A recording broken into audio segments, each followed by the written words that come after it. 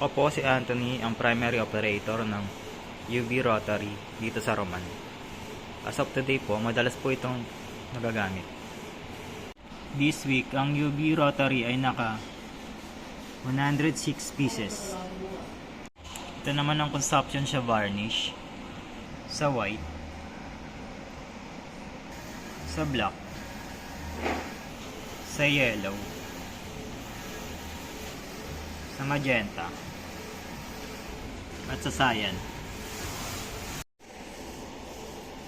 Ito naman po ang head, ang capping head.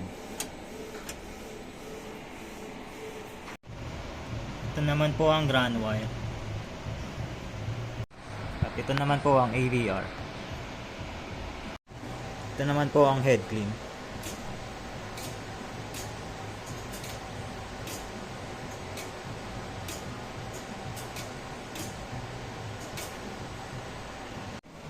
Nozzle check.